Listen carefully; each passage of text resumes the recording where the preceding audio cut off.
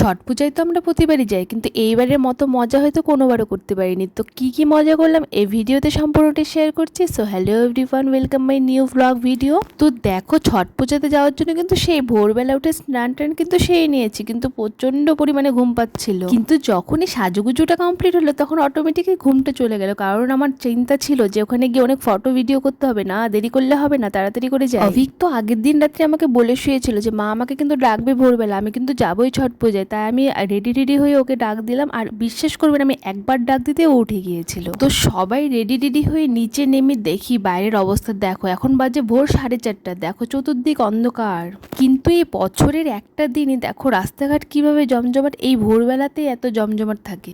প্রায় 4:45টার দিকে আমরা ঘাটে পৌঁছে যাই, কিন্তু তখনও গিয়ে দেখি কখনো পূজা শুরু হয়নি। গিয়ে দেখি যারা পুজো করবে সবাই দণ্ডি কেটে কেটে ঘাটে আসছে। সত্যি এই জিনিসটা কিন্তু খুবই অবাক লাগে না, ঠাকুরের আশীর্বাদ ছাড়া কি এইভাবে এতগুলো রাস্তা দণ্ডি কেটে আসা সম্ভব? এমনি সময় তো খালি পায়ে একটু রাস্তা হাঁটা যায় না, কিন্তু ছট পূজার দিন এতগুলো রাস্তা দণ্ডি কেটে আসে, মানে এই ব্যাপারটা কিন্তু একটা খুব অলৌকিক না? ওই যে সবটাই ছট মায়ের আশীর্বাদ। তো আমাদেরও ছট মায়ের জন্য কিছু করার ছিল। দেখো এখানে 5টা প্রদীপ জ্বালিয়ে নিচ্ছে, আর ওই প্রদীপটা ছট মায়ের নামে জলে দিয়ে দিল। আর দুটো নারকেল দেওয়ারও কথা ছিল, অ্যাকচুয়ালি আমার ভাস্তির নামে একটা মানসিক ছিল আমাদের, সেটাই দেওয়া হচ্ছে। এদিকে তো অভিক জলে নামার জন্য পুরো পাগল হয়ে গিয়েছিল। বললাম যেটুক নিয়ম আছে আগে হয়ে নোক, তারপরে তুই জলে যা, কিন্তু না, ও পুরো ব্যস্ত হয়ে গেছে না, আগে জলে যাবে। তাই বললাম যা, জেঠি ভাস্তা মিলে যেটুক নিয়ম আছে আগে করে নে, তারপরেই আমরা নামবো। জানো তো এবার ভাবছিলাম যে সূর্য উদয়টাই দেখেই ছাড়বো, কিন্তু এবারও হলো না। কত ভোরবেলা আসলাম ঘাটে, কিন্তু পূজার কাজের জন্য ব্যস্ত থাকায় কখন যে সূর্য উঠে গেল বুঝতেই পারলাম। তো যাই হোক, দেখো প্রদীপ আর নারকেলটা দেওয়া হয়ে গেলে ধূপ ধুনা দেখিয়ে একটু পূজা টুজা করে নিলাম,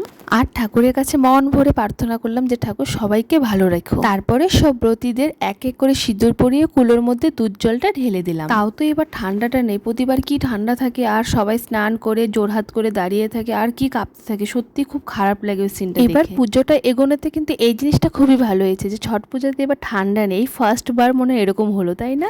এখানে আরেকজনের অবস্থা দেখো, আমরা পুজোর কাজ করছি আর এই বাবু মশাই দেখো পুরো ভিজে স্নান। আর এই বাবু মশাইয়ের কথা কি বলবো, ইনি তো প্রথমে নামবে না, আর নেমে নে দেখো 3টে নারকেল একাই ধরে নিয়েছে। আর অভিক তো নারকেল ধরা থেকে পুরো এক্সাইটেড হয়ে গিয়েছে। তারপর আমরা ননদ বৌদি দুজনকে সিঁদুর পরিয়ে দিলাম, যাতে আমাদের শাখা সিঁদুরকেও মা ছট সবসময় অক্ষয় রাখুক। পুজোর কাজটা তো সব শেষ, ফাইনালি এখন আমরা জলে নামবো। তো এবার তো আমি ভেবেই রেখেছিলাম যে এবার আমার নন্দাইকে পুরো জলে চুবিয়ে রাখবো, কিন্তু সে তো নামতেই চাচ্ছিল, কিন্তু জোর করে যখন নামিয়ে জলটা দিলাম, বাস আর যাই কথা, আমাকেই পুরো স্নান করিয়ে দিল। পিসুকে দেখে তো অভিকও চান্স পেয়ে গেলো, সেও আমাকে ভিজাতে লাগলো। বাবা, ওরা দুজন এক হয়ে গেল আর আমি হয়ে গেলাম একা। তো আমি যখন ভিজেছি তখন আমি ভেবেই রেখেছি যে আমি কাউকে ছাড়বো না। এখন দেখো আমার যাকে ধরেছি দুজন মিললে ওকে চুবিয়ে পুরো রেখে দিয়েছি। সে তো বলছিল যে ভিজবো না, কিন্তু একবার যখন ভিজে গেছে বাস, জলের মজা।